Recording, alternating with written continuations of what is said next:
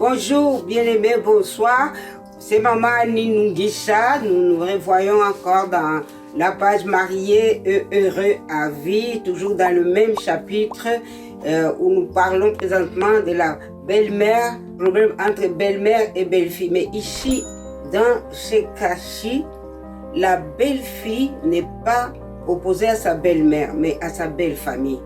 Et voilà, c'est une famille qui est heureuse, ensemble avec son mari. Et tout à coup, le problème surgit. Et c'est la belle-famille immédiate, la famille de son mari, qui sont en cause. Et puis, ils ont réussi par leurs interventions à vraiment les opposer, les mettre dos à dos. Et voilà comment nous avons trouvé la situation dans la maison. Ce que nous avons fait, comme je vous ai dit précédemment dans toutes les vidéos, on a écouté la dame et puis elle aime son mari, elle aime son foyer, ils ont des enfants. Alors, nous, après avoir entendu les doléances de quoi on l'accusait, nous on ne travaille pas, on voit les doléances et puis immédiatement on doit d'abord vérifier si les faits sont vrais. Après avoir parlé avec les deux parties, nous avons remarqué qu'il y avait quelque chose qui n'était pas vrai là-dedans.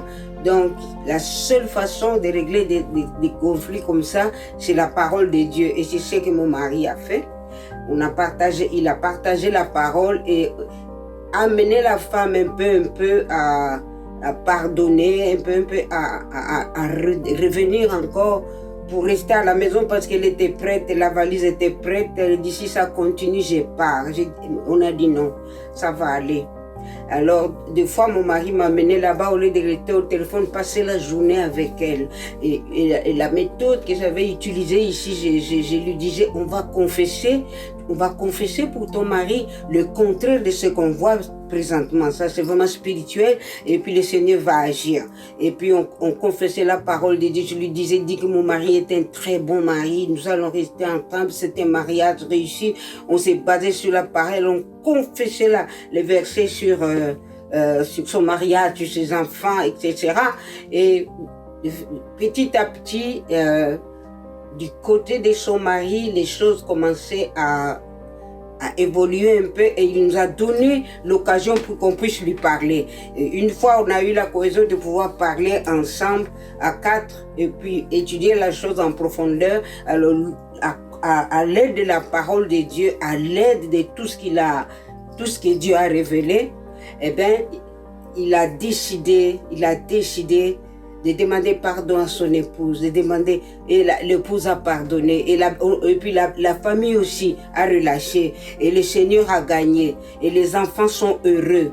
Et même, ils a commencé à prier dans deux églises différentes, mais l'épouse a accepté qu'ils puissent aller cheminer ensemble dans la même église. Nous étions extrêmement heureux de voir ce que le Seigneur faisait là, et généralement, d'une façon générale, là je donne un cas, ce que nous avons remarqué dans des cas pareils, c'est toujours les gens extérieurs qui viennent dire des choses qui ne sont pas vraies. Et si le mari, si l'homme et la femme, la confiance parvient à être altérée, ça risque de faire gagner l'extérieur. Mais lorsque les ministres de Dieu viennent sur le terrain et arrivent par la parole de Dieu à faire la réconciliation, si la parole de Dieu réconcilie les deux cas, le pardon est là, généralement le couple redevient comme s'ils venaient de se marier. Et je bénis Dieu vraiment que pour notre cas, Papa Gilles et moi, nous ne sommes pas restés sur les bancs de l'église.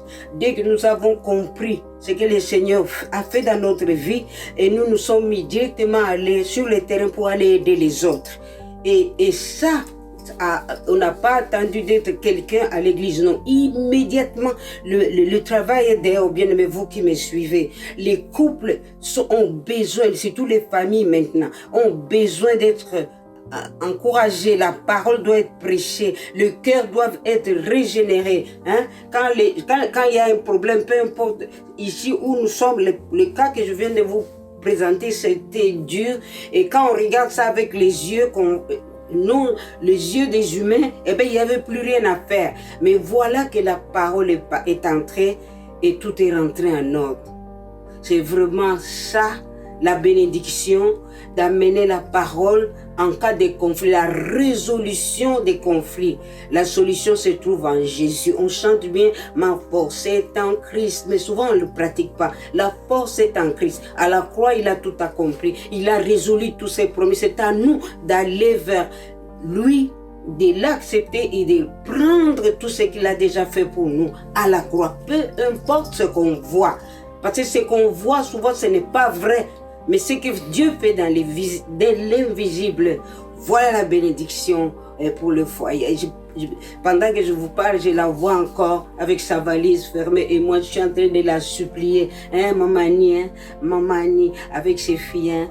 Oui, il faut encourager, il ne faut pas juger, il faut partager la parole, il faut manifester l'amour de Dieu, il faut aller sans juger et puis faire ce que Jésus ferait à ta place s'il était vivant pendant que ce couple est en difficulté. Que ferait Jésus? C'est ça qu'il faut faire. Alors que vraiment, Dieu vous bénisse, et puis partagez les vidéos, aimez les vidéos. Il y a des gens qui sont dans cette situation et puis ça va les aider. Que le Seigneur vous bénisse. Merci beaucoup.